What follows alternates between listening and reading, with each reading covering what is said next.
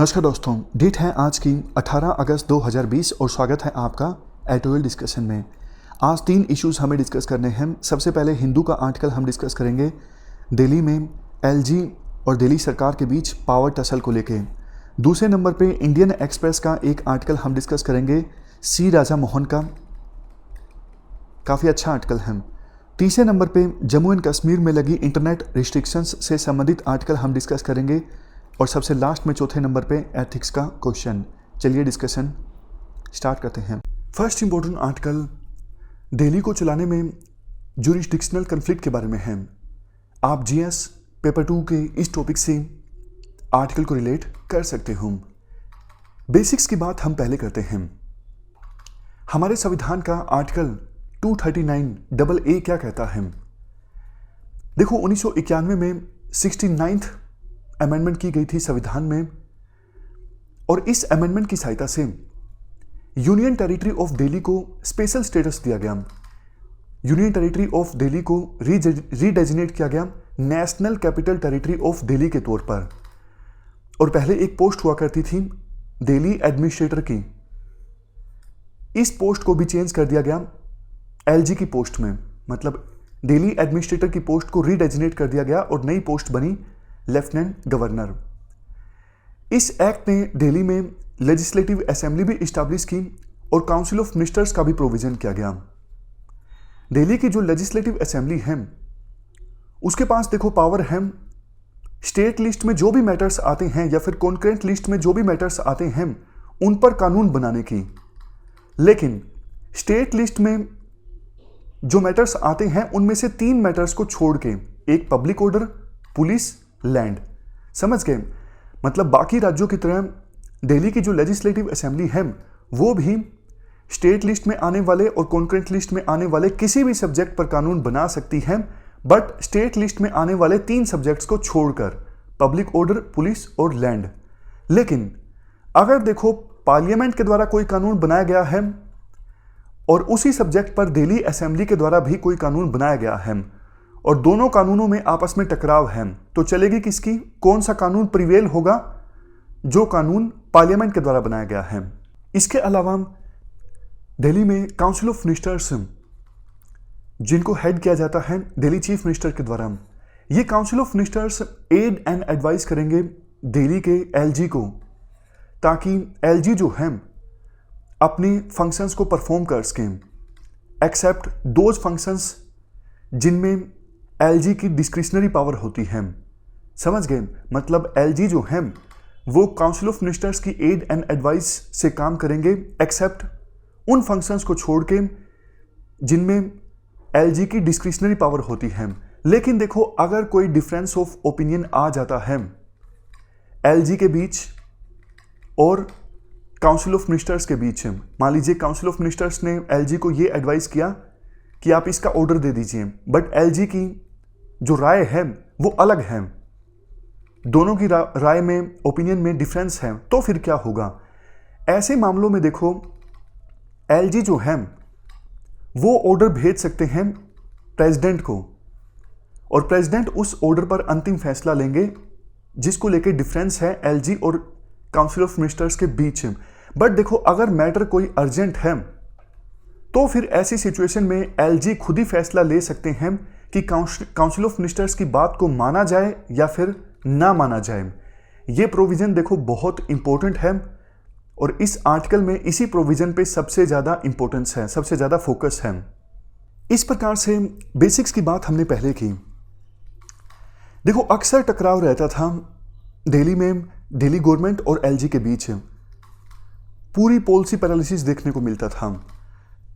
तो केस गया supreme court में। 2018 में सुप्रीम कोर्ट ने इस मामले पर एक बहुत ही इंपॉर्टेंट जजमेंट दिया था। 1000 पेजेस का ये जजमेंट था। राइटर के द्वारा कहा जाता है, इस जजमेंट में सुप्रीम कोर्ट ने काफ़ी सारे प्रिंसिपल्स का जिक्र किया।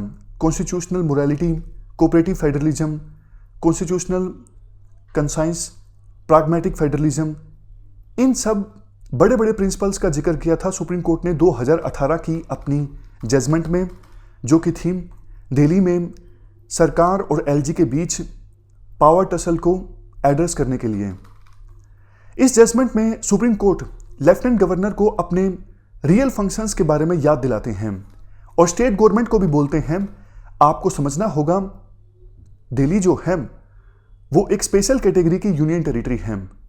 सुप्रीम कोर्ट ने अपनी इस जजमेंट में पैरामीटर्स बताए ताकि दिल्ली में सरकार और लेफ्टिनेंट गवर्नर जो हैं मिल के काम कर सकें। देखो वैसे तो 2018 की इस जजमेंट में सुप्रीम कोर्ट ने साफ तौर पे कहा कि दिल्ली में एलजी काम करेंगे काउंसिल ऑफ मिनिस्टर्स की एड एंड एडवाइस से। दिल्ली सरकार के फैसले को पलट नहीं सकते एलजी, ये बात सुप्रीम कोर्ट ने साफ तौर पे बोली थी। बट एक प्रोविजन ऐसा है जिसको लेके सुप्रीम कोर्ट ने ज़्यादा अच्छे से क्लैरिफाई नहीं किया है। वो प्रोविजन कौन सा है? अगर देखो दिल्ली में दिल्ली सरकार और काउंसिल ऑफ मिनिस्टर्स के बीच डिफरेंस ऑफ ओपिनियन होता है तो उस मामले को एलजी जो है वो प्रेसिडेंट के पास भेज सकते हैं।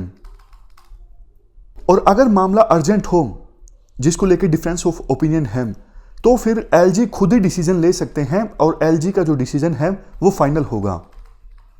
इसको लेके सुप्रीम कोर्ट ने ज़्यादा क्लैरिटी नहीं दी है 2018 की अपनी जजमेंट में। क्या बोला सुप्रीम कोर्ट ने इस प्रोविजन को लेके? सुप्रीम कोर्ट ने ये बोला देखो रेयर केसेस में एलजी ऐसा कर सकते हैं, ये प्रोविजन है हालांकि आर्टिकल 239AA में, लेकिन इसका मतलब ये नहीं कि एलजी डेली बेसिस पे रूटीन के जो मैटर्स हैं उनको भी प्रेसिडेंट के पास भेजने लगे डिफरेंस ऑफ ओपिनियन का बहाना बनाकर। ऐसा नहीं हो सकता। बिल्कुल एक्सेप्शनल अगर सर्कमस्टांसिस हैं तब एलजी ऐसा कर सकते हैं। सुप्रीम कोर्ट ने यह भी कहा कि इस प्रोविजन में जो ऐसा लिखा हुआ है कि डिफरेंस ऑफ ओपिनियन अगर होता है तो एनी मैटर को एलजी जो है वो प्रेसिडेंट के पास भेज सकते हैं डिसीजन लेने के लिए। एनी मैटर का मतलब यहां पर एवरी मैटर नहीं है। अगर देखो हर एक मैटर को रूटीन के एडमिनिस्ट्रेटिव डिसीजंस को अगर एलजी प्रेसिडेंट के पास भेजने लगे तो फिर तो दिल्ली सरकार की चलेगी नहीं। हर एक मामला किसके पास जाएगा? प्रेसिडेंट के पास। और प्रेसिडेंट को जो डिसीजन लेना होता है मेनली वो यूनियन होम मिनिस्ट्री के द्वारा लिया जाता है, तो फिर तो यूनियन होम मिनिस्ट्री की चलेगी दिल्ली में और दिल्ली सरकार की चलेगी ही नहीं। तो ये तो गलत हो जाएगा ना। इसके बाद राइटर बोलते हैं अभी फिलहाल देखो ऐसा ही हुआ है। इस साल के शुरुआत में दिल्ली में राइट्स हुए थे और बहुत से लोगों को पकड़ा गया था। अब उनके खिलाफ ट्रायल चलना है, तो उनके खिलाफ ट्रायल चलाने के लिए दिल्ली सरकार ने प्रोसिक्यूटर्स को अपॉइंट किया। यह रूटीन का मैटर था राइटर के अनुसार, बट एलजी ने दिल्ली सरकार की ओपिनियन को मानने से इनकार कर दिया। उन्होंने भेज दिया इस मामले को प्रेसिडेंट के पास और एलजी को लगा मीनवाइल कि ये मैटर जो है अर्जेंट है। एलजी ने अपने आप से प्रोसिक्यूटर्स को अपॉइंट कर दिया। मतलब दिल्ली सरकार ने जिन प्रोसिक्यूटर्स के नाम सुझाए थे उसको ना मानते हुए एलजी ने उस फाइल को भेज दिया प्रेसिडेंट के पास और मीनवाइल खुद से ही प्रोसिक्यूटर्स को अपॉइंट कर दिया।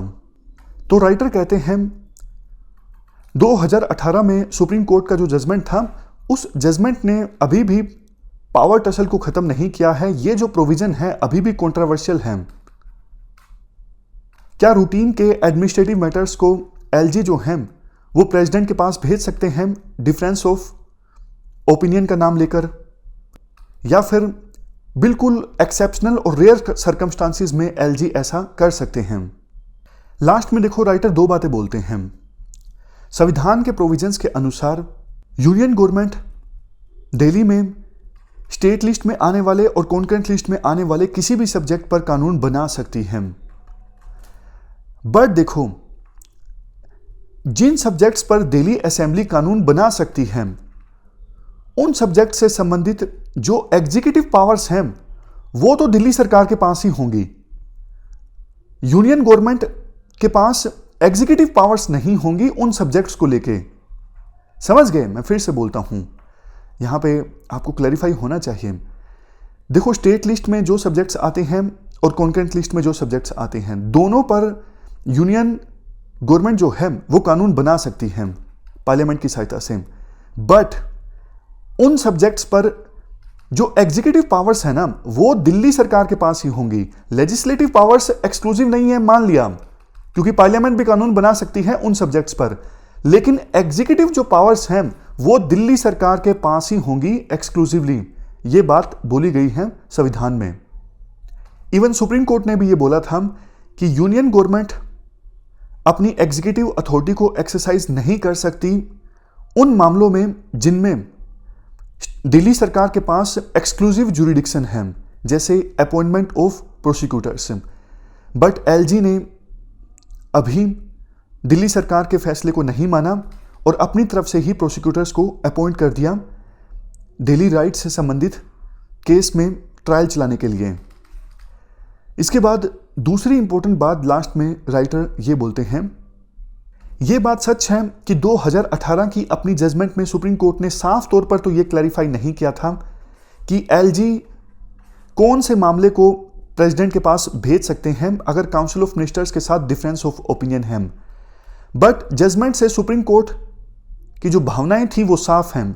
जैसे सुप्रीम कोर्ट ने कहा था कि एलजी हर एक मैटर को प्रेसिडेंट के पास नहीं भेज सकते, तो इसका मतलब सुप्रीम कोर्ट एलजी को बोलना चाहते थे कि आप रेयरली किसी मामले को भेजिए प्रेसिडेंट के पास, बट प्रेसिडेंट अब सुप्रीम कोर्ट की जजमेंट के अनुसार एक्ट नहीं कर रहे हैं। सुप्रीम कोर्ट ने अपनी 2018 की जजमेंट में यह भी कहा था कि एलजी फैसला लेते वक्त अपनी माइंड की एप्लीकेशन का इस्तेमाल करें और बिल्कुल मैकेनिकल ढंग से काम ना करें। ऐसा नहीं कि काउंसिल ऑफ मिनिस्टर्स के द्वारा जो एडवाइस आपको दी गई है हर एक मामले को आप प्रेसिडेंट के पास भेज दें, ये तो सुप्रीम कोर्ट की जजमेंट का वायलेशन होगा। तो ये मेन दो बातें राइटर के द्वारा लास्ट में बोली जाती हैं। राइटर बोलते हैं, देखो सुप्रीम कोर्ट की जजमेंट से ऊपर बढ़ के क्या हो सकता है। अगर सुप्रीम कोर्ट की जजमेंट को नहीं मानते हैं एलजी, तो ये कॉन्स्टिट्यूशनल मोरालिटी के अगेंस्ट होगा, कोलैबोरेटिव फेडरलिज्म के अगेंस्ट होगा, कॉन्स्टिट्यूशनल बैलेंस के अगेंस्ट होगा और कॉन्स्टिट्यूशनल गवर्नेंस के कंसेप्ट के भी अगेंस्ट होगा। क्योंकि एलजी तो यूनियन होम मिनिस्ट्री के रिप्रेजेंटेटिव होते हैं, यूनियन गवर्नमेंट के रिप्रेजेंटेटिव होते हैं। तो अगर एलजी ऐसा करते हैं तो मतलब यूनियन गवर्नमेंट जो है वो स्टेट गवर्नमेंट की पावर हड़प रही है दिल्ली में। ये संविधान का भी वायलेशन है और जैसा हमने डिस्कस किया सुप्रीम कोर्ट ने जो जजमेंट दी थी 2018 में उसका भी वायलेशन है। चलते हैं अगले आर्टिकल की तरफ। नेक्स्ट आर्टिकल इंडिया, पाकिस्तान और अरब सॉवरेनिटी से संबंधित है। आप जीएस पेपर 2 के इस टॉपिक से आर्टिकल को रिलेट कर सकते हो। देखो पिछले हफ्ते मिडिल ईस्ट में एक बहुत ही इंपॉर्टेंट घटना घटी जिसके इंडियन सब कॉन्टिनेंट पर भी रिपरकशंस देखने को मिलेंगे। क्या है वो इंपॉर्टेंट घटना? इजराइल और यूएई के बीच साइन हुई डील। इस डील के तहत अब यूएई ने इजराइल को रिकॉग्नाइज कर लिया है। इससे पहले यूएई और इजराइल के बीच कोई डिप्लोमेटिक रिलेशंस नहीं थे और यूएई इजराइल को देश मानता ही नहीं था। यूएई देखो तीसरा अरब कंट्री है जिसने अब इजराइल को रिकॉग्नाइज किया है। इससे पहले 2 अरब कंट्रीज हैं, एक इजिप्ट और दूसरा जॉर्डन, इन्होंने भी इजराइल को रिकॉग्नाइज कर लिया था। इजराइल के साथ इनके डिप्लोमेटिक रिलेशंस थे, बट यूएई अब तीसरा ऐसा देश बना है। इंडियन सब कॉन्टिनेंट पर क्या रिपरकशंस देखने को मिलेंगे इसके? देखो आमतौर पर इंडिया के जो फॉरेन पॉलिसी मेकर्स हैं वो ये विश्वास करते हैं कि पाकिस्तान ट्रेडिशनली जुड़ा हुआ है अरब कंट्रीज के साथ, खास करके यूएई, सऊदी अरेबिया, इन देशों के साथ। यूएई और सऊदी अरेबिया जैसे देशों ने पाकिस्तान को बहुत ज़्यादा मदद भी दी है, बहुत ज़्यादा एड दी है पिछले काफ़ी सालों में। लेकिन अब देखो यूएई और सऊदी अरेबिया के पाकिस्तान के साथ जो रिश्ते हैं वो पहले जितने मजबूत नहीं हैं। इसके रीजंस काफ़ी ज़्यादा हैं। पहला रीज़न तो देखो ये है, पिछले साल हमारे देश में जम्मू एंड कश्मीर में जब स्पेशल स्टेटस को रिवोक किया गया था तो उसके बाद से पाकिस्तान लगातार कोशिश कर रहा है कि ओआईसी की यानी ऑर्गेनाइजेशन ऑफ इस्लामिक कोऑपरेशन की एक स्पेशल मीटिंग बुलाई जाए कश्मीर के मुद्दे पर और इंडिया को क्रिटिसाइज किया जाए कश्मीर में जो कुछ हुआ पिछले साल। बट सऊदी अरेबिया ने ऐसा नहीं किया। इवन इससे भी ज़्यादा पिछले साल पाकिस्तान यूएई से नाराज हो गया क्योंकि ऑर्गेनाइजेशन ऑफ इस्लामिक कोऑपरेशन के समिट में इंडिया को इनवाइट किया गया था। मतलब फॉरेन मिनिस्टर्स का ये समिट था और इंडिया को इनवाइट किया गया था। तो पाकिस्तान इससे बहुत ज़्यादा चिढ़ गया। और अभी हाल ही में क्या हुआ, पाकिस्तान के विदेश मंत्री ने एक स्टेटमेंट दी, अगर सऊदी अरेबिया कश्मीर के मुद्दे पर ओआईसी की मीटिंग नहीं बुलाता है तो पाकिस्तान ओआईसी के बाहर मुस्लिम कंट्रीज़ की मीटिंग बुलाएगा ताकि इंडिया को क्रिटिसाइज किया जा सके कश्मीर के मुद्दे पर। यह बात देखो सऊदी अरेबिया को अच्छी नहीं लगी, क्योंकि एक प्रकार से ये धमकी थी पाकिस्तान की, अगर सऊदी अरेबिया ओआईसी की मीटिंग नहीं बुलाता है तो हम ओआईसी को 2 पार्ट्स में डिवाइड कर देंगे कश्मीर के मुद्दे पर। तो इसके बाद सऊदी अरेबिया ने पाकिस्तान को बोला कि भैया आप बहुत बोलने लगे हो, हमने आपको जो लोन दिया है आप हमारा लोन चुकाइए। सीधा सीधा सऊदी अरेबिया ने पाकिस्तान को बोल दिया कि हमने जो आपको लोन दिया है वो आप चुका दीजिए। इवन सऊदी अरेबिया से ऑयल परचेज करने के लिए पाकिस्तान को जो क्रेडिट फैसिलिटी दी गई थी सऊदी अरेबिया के द्वारा, उसे भी बंद कर दिया गया। बट देखो आर्टिकल में कहा जाता है कि पाकिस्तान का जो ये स्टैंड है सऊदी अरेबिया को लेके या फिर यूएई को लेके, इसको आप एक बड़ी पिक्चर से देखिए। कुछ एक्सपर्ट्स बोल रहे हैं कि पाकिस्तान ने गलती कर दी, पाकिस्तान के जो विदेश मंत्री हैं वो बहुत ज़्यादा बोल देते हैं और शायद अब उनको रियलाइज़ हुआ कि कितनी बड़ी उन्होंने गलती कर दी। लेकिन सी राजा मोहन कहते हैं ऐसा नहीं है, पाकिस्तान सोच समझ के चल रहा है। पाकिस्तान ने हालांकि भेजा है अपने आर्मी चीफ को सऊदी अरेबिया में जाकर सऊदी अरेबिया के जो पॉलिसी मेकर्स हैं उन्हें शांत करने के लिए, उनसे मतलब इस इशू को सेटल करने के लिए। बट देखो पिछले कुछ समय से हो क्या रहा है, अरब कंट्रीज के खिलाफ एक और अलायंस बन रहा है। ऑलरेडी आपको पता है मिडिल ईस्ट में जो शिया पॉपुलेशन है, शिया कंट्रीज हैं, उन पर होल्ड है ईरान का, और सुन्नी कंट्रीज या फिर सुन्नी पॉपुलेशन है उन पर होल्ड है सऊदी अरेबिया और इनके अलाय कंट्रीज का। लेकिन देखो एक और मुस्लिम लीडरशिप इमर्ज होने की कोशिश कर रही है पिछले कुछ सालों में। आपको पता है कौन सी? टर्की, जो कि ओटोमन एम्पायर की ग्लोरी को फिर से रिवाइव करना चाहते हैं। इसके अलावा मलेशिया, जिसके प्रधानमंत्री थे महाथिर मोहम्मद, वो भी अपने आप को मुस्लिम वर्ल्ड का लीडर साबित करना चाहते हैं। तो ये जो देश हैं वो देखो एक साथ आए हैं ताकि अभी सऊदी अरेबिया और उनके अलाइन कंट्रीज के पास जो मुस्लिम वर्ल्ड की लीडरशिप हासिल है उनको रिप्लेस करके खुद मुस्लिम वर्ल्ड का लीडर बना जा सके। अभी कुछ समय पहले की ये बात है, पाकिस्तान में ईरान के जो एम्बेसडर हैं उन्होंने देखो एक अलायंस का प्रपोजल दिया था। अलायंस किन किन के बीच? Pakistan plus Turkey plus Iran. और इस अलायंस को लेके पाकिस्तान में काफ़ी सारे आर्टिकल्स छपे थे। देखो इस प्रकार का अलायंस का जो आइडिया है वो नया नहीं है, इससे पहले भी पाकिस्तान नॉन अरब अलायंस में शामिल हो चुका है। यहां पर देखो, अगर नॉन अरब अलायंस को आउटसाइड पावर्स के द्वारा सपोर्ट किया जाता है तो इस प्रकार का जो अलायंस है वो सफल हो सकता है, पहले भी हुआ है। अब देखो Pakistan plus Iran plus Turkey, ये देश एक साथ आते हैं नॉन अरब अलायंस बनाने के लिए, और इस अलायंस को सपोर्ट किया जाता है चाइना प्लस रशिया के द्वारा। तो ये अलायंस सफल हो सकता है। एग्जाम्पल दिया जाता है पास्ट का, बगदाद पैक्ट साइन हुआ था 1955 में, जिसमें ईरान था, इराक था, टर्की था और पाकिस्तान था। ब्रिटिशर्स ने ये अलायंस बनवाया था 1955 में। बाद में 1958 में इराक ने इस अलायंस को छोड़ दिया था, तो इस अलायंस का नाम बन गया सेंटो, यानी सेंट्रल ट्रीटी ऑर्गेनाइजेशन। इसी अलायंस से संबंधित एक इकोनॉमिक ऑर्गेनाइजेशन भी बनी थी जिसका नाम था रीजनल कोऑपरेशन डेवलपमेंट। लेकिन देखो 1979 में ये नॉन अरब अलायंस का जो आइडिया था वो फेल हो गया। क्यों?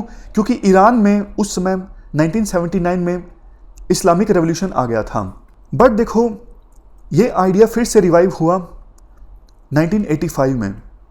1985 में ईरान, टर्की, पाकिस्तान ये फिर से एक साथ आए इकोनॉमिक कोऑपरेशन ऑर्गेनाइजेशन बनाने के लिए, और सोवियत यूनियन के कोलैप्स होने के बाद इंडिपेंडेंट सेंट्रल एशियन रिपब्लिक्स को भी शामिल किया गया था इस ऑर्गेनाइजेशन में।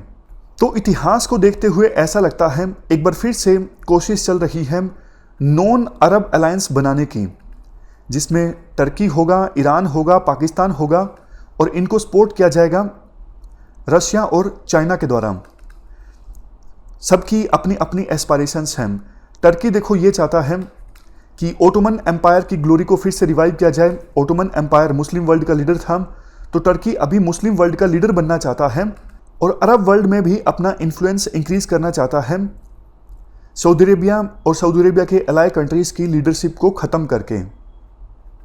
अभी भी देखो टर्की और ईरान, इन देशों का काफ़ी इंटरफेरेंस रहता है अरब वर्ल्ड में, जबकि सऊदी अरेबिया और यूएई जो हैं वो नहीं चाहते कि अरब वर्ल्ड में किसी प्रकार से बाहरी पावर्स का इन्फ्लुएंस इस्टेब्लिश हो, खासकर से टर्की और ईरान जैसे देशों का। क्योंकि देखो सऊदी अरेबिया और यूएई को अब ये लगता है कि अरब वर्ल्ड में उनको ज़्यादा खतरा इजराइल से नहीं है, उनको ज़्यादा खतरा टर्की और ईरान से है। इसी वजह से अब डील साइन हुई है इजराइल और यूएई के बीच में, क्योंकि यूएई को लगता है कि ज़्यादा खतरा अभी इजराइल से नहीं है, ज़्यादा खतरा अभी टर्की और ईरान से है। इनका जो इन्फ्लुएंस है अरब वर्ल्ड में, इनका जो इंटरफेरेंस है वो अरब वर्ल्ड में वो बढ़ता जा रहा है। इसका एक एग्जांपल देखो आप कतर का लीजिए। कतर एक छोटा सा देश है सऊदी अरेबिया के पास, बट कतर और सऊदी अरेबिया के बीच रिलेशंस जो थे बहुत ज़्यादा ख़राब हो गए, और कतर भी अपने आप को एक अहम पिलर इस्टेब्लिश करना चाहता है मुस्लिम वर्ल्ड का। एक कतर बेस्ड चैनल है अल जजीरा, आपने ज़रूर सुना होगा। अल जजीरा कश्मीर के मुद्दे पर इतना जहर उगलता है, इतना तो देखो जो पाकिस्तान के मीडिया आउटलेट्स हैं वो भी नहीं उगलते। इस प्रकार से हमने समझा मिडिल ईस्ट में किस प्रकार से इक्वेशंस चेंज हो रही हैं। बट देखो क्वेश्चन ये उठता है कि इंडिया का अब क्या एंगल है, इंडिया का क्या रोल होना चाहिए।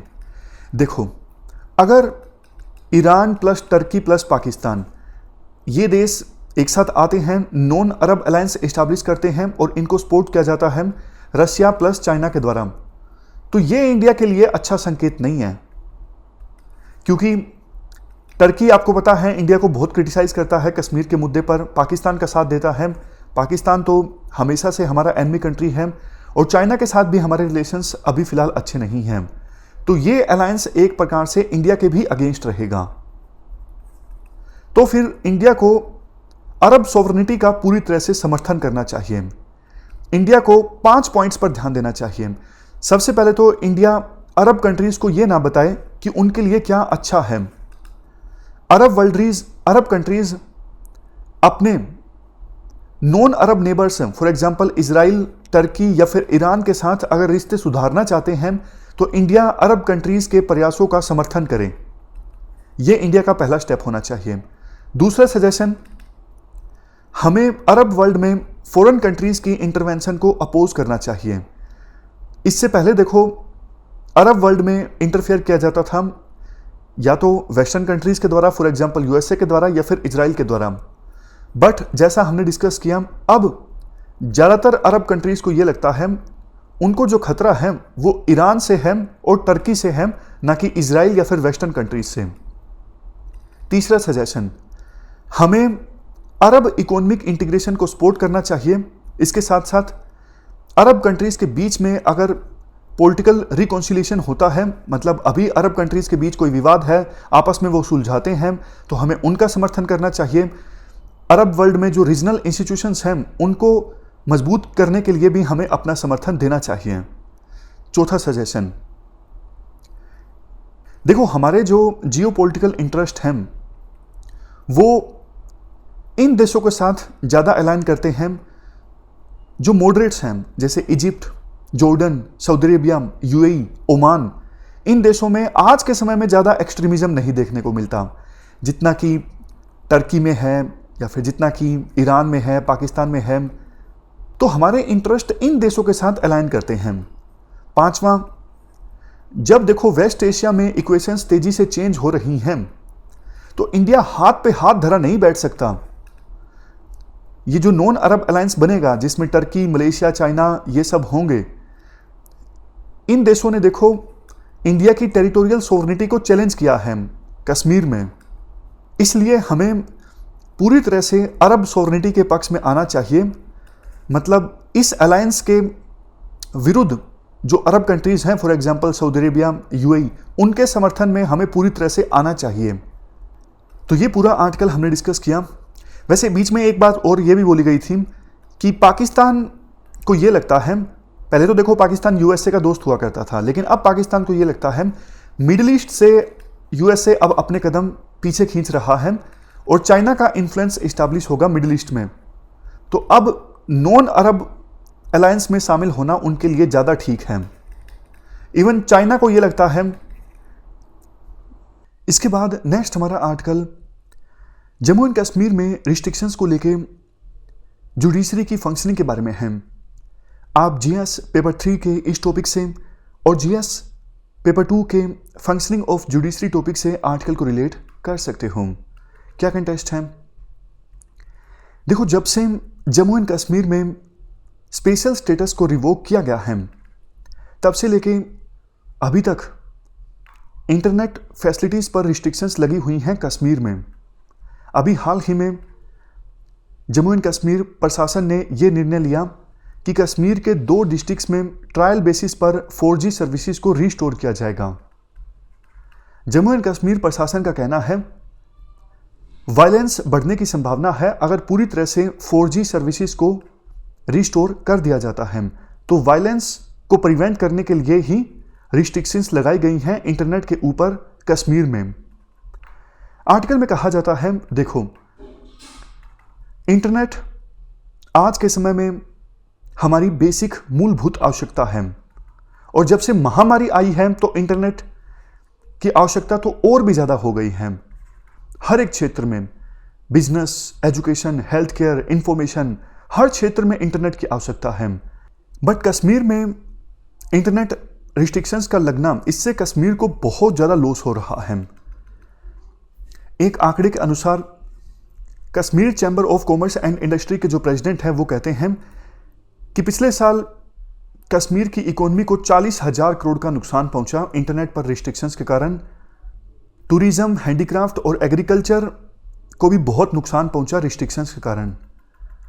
इवन देखो, special reporter on freedom of opinion and expression of the United Nations and representatives of other regional organisations, इन्होंने भी कहा अपने एक जॉइंट डिक्लेरेशन में, नेशनल सिक्योरिटी के ग्राउंड्स पर इंटरनेट को शट डाउन करना ये जस्टिफिएबल नहीं है, या फिर इंटरनेट को स्लो डाउन करना ये जस्टिफिएबल नहीं है। इवन देखो, कश्मीर में जो आतंकवादी हैं वो गिने चुने हैं, 200 होंगे, ज़्यादा से ज़्यादा 250 होंगे, बट उन गिने चुने आतंकवादियों की वजह से कश्मीर की 1,25,00,000 की पॉपुलेशन को इंटरनेट की फैसिलिटी से वंचित रखना ये सही नहीं है। इससे बल्कि और ज़्यादा यूथ के आइसोलेट होने का खतरा बना रहता है। यूथ और ज़्यादा फ्रस्ट्रेट होते हैं अगर इंटरनेट नहीं चलता, वो काम नहीं कर पाते। वैसे भी सरकार ये मानती है कि रोजगार जितना ज़्यादा कश्मीर में पैदा होगा उतने ही लोग मेन स्ट्रीम में शामिल रहेंगे और टेररिज्म के पाथ को नहीं चुनेंगे। इवन देखो, इससे भी ज़्यादा अब इंटरनेट जो फैसिलिटीज़ हैं वो तो उन पर तो रिस्ट्रिक्शंस हैं पिछले 1 साल से ज़्यादा का वक्त हो गया, लेकिन बावजूद इसके वायलेंस जो है कश्मीर में वो पूरी तरह से ख़त्म नहीं हुआ है। तो इन सब पॉइंट्स की सहायता से हमने समझा कश्मीर में सिचुएशन जो है वो ठीक नहीं है। तो क्वेश्चन उठता है, सुप्रीम कोर्ट ने इस मामले पर क्या किया? सुप्रीम कोर्ट ने अभी तक देखो कुछ खास नहीं किया। अनुराधा भसीन जो कि एक कश्मीर के फेमस न्यूज़पेपर के एडिटर हैं, इन्होंने सुप्रीम कोर्ट में पिटीशन फाइल की थी। तो सुप्रीम कोर्ट ने गवर्नमेंट को आदेश दिया इनकी पिटीशन पर कि रीजन ऑर्डर पब्लिश करें सरकार, और जो रिस्ट्रिक्शंस फिलहाल लगी हुई हैं हर 7 दिनों के बाद उन रिस्ट्रिक्शंस का रिव्यू किया जाए। इवन देखो सुप्रीम कोर्ट ने एक एग्जीक्यूटिव कमेटी का भी गठन किया 2G स्पीड रिस्ट्रिक्शंस को रिव्यू करने के लिए। बट इस कमेटी का गठन करना अपने आप में हास्यास्पद था, क्योंकि देखो एग्जीक्यूटिव्स ने ही तो रिस्ट्रिक्शंस लगाई हैं इंटरनेट पर, और एग्जीक्यूटिव्स की अध्यक्षता में ही कमेटी गठित कर दी गई है उन रिस्ट्रिक्शंस को रिव्यू करने के लिए। तो कन्फ्लिक्ट ऑफ इंटरेस्ट है ना। अब देखो इसके बाद आर्टिकल में कहा जाता है 2 आर्गुमेंट्स दिए जा सकते हैं कि सुप्रीम कोर्ट ने इंटरनेट रिस्ट्रिक्शंस पर कुछ खास एक्शन नहीं लिया है या फिर कॉन्क्रीट ऑर्डर्स पास नहीं किए हैं। पहला, सब्जेक्टिव सेटिस्फैक्शन। सब्जेक्टिव सेटिस्फैक्शन का मतलब यह है जो ऑफिसर्स ग्राउंड लेवल पर काम कर रहे हैं उनको ज़्यादा नॉलेज है, उनको पता है ग्राउंड पर सिचुएशन कैसी है, जबकि जुडिशरी के पास किसी प्रकार से कोई ऑब्जेक्टिविटी नहीं है ऑर्डर पास करने के लिए, क्योंकि उनके पास प्रॉपर फैक्ट्स नहीं है जिसके बेस पे वो ऑर्डर पास कर सकें कि हाँ आप रिस्ट्रिक्शंस पूरी तरह से हटा दीजिए। एक तो ये आर्गुमेंट हो सकता है। बट राइटर कहते हैं देखो ये सब्जेक्टिव सेटिस्फैक्शन का जो कंसेप्ट है, जिसके अनुसार ग्राउंड लेवल पे काम करने वाले ऑफिसर्स को आज़ादी दी जाती है डिसीजन लेने की, ये इंग्लिश पब्लिक लॉ से निकल के आया है, जिसके अनुसार पार्लियामेंट एग्जीक्यूटिव को पावर दे सकता है कि वो कुछ केसेस में सब्जेक्टिव सेटिस्फैक्शन को एक्सरसाइज कर सकें। बट देखो हमने इस कंसेप्ट को नहीं अपनाया था। संविधान निर्माताओं के बीच जब डिबेट चल रही थी तो हमने इस कंसेप्ट को इग्नोर कर दिया। इसीलिए तो हमारे संविधान में आर्टिकल 32 है कि अगर कोई सिटीजन फंडामेंटल राइट से वंचित होता है तो फिर सुप्रीम कोर्ट में वो सीधा सीधा पिटीशन फाइल कर सकता है, रिट फाइल कर सकता है। तो हमारे देश में संविधान में ये कंसेप्ट है, सब्जेक्टिव सेटिस्फैक्शन का कोई कंसेप्ट नहीं है हमारे देश में। इससे पहले भी एक बार जो एडीएम जबलपुर केस है 1976 का, उसमें सुप्रीम कोर्ट ने आदेश दिया था कि लिबर्टी जो है वो रेगुलेटेड होनी चाहिए। इमरजेंसी के दौरान का ये केस है और सुप्रीम कोर्ट का बहुत ज़्यादा क्रिटिसिज्म हुआ था इस जजमेंट को लेके। तो इसलिए सब्जेक्टिव सेटिस्फैक्शन कुछ नहीं होता।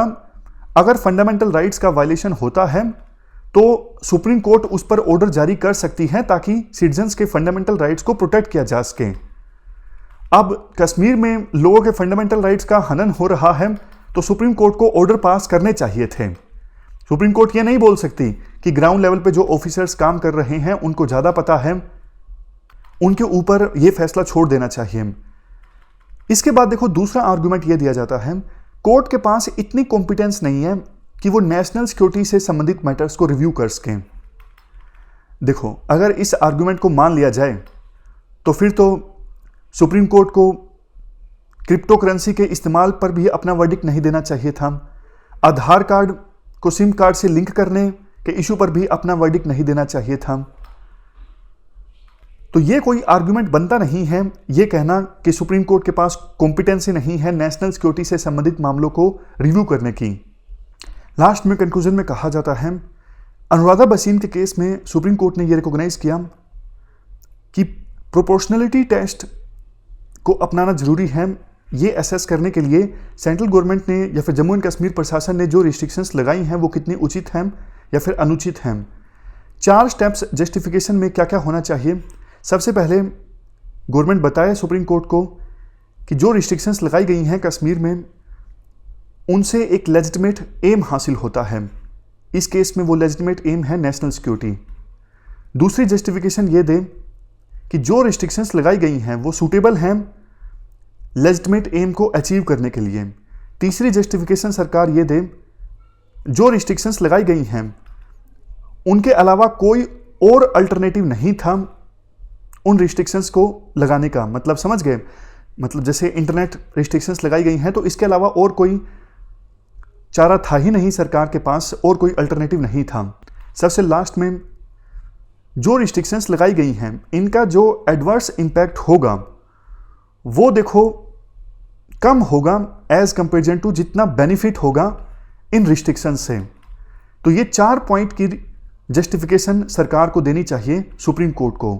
लेकिन देखो 4 पॉइंट की जस्टिफिकेशन जब सरकार देगी सुप्रीम कोर्ट को तो इस पे एक लंबी बहस हो सकती है, क्योंकि पूरी तरह से इंटरनेट पर रिस्ट्रिक्शंस लगाने के बजाय अल्टरनेटिव्स थे सरकार के पास, जैसे सिर्फ पोस्टपेड पर इंटरनेट चलना, कुछ नंबर्स को ब्लॉक कर देना या फिर कुछ वेबसाइट्स को ब्लॉक कर देना।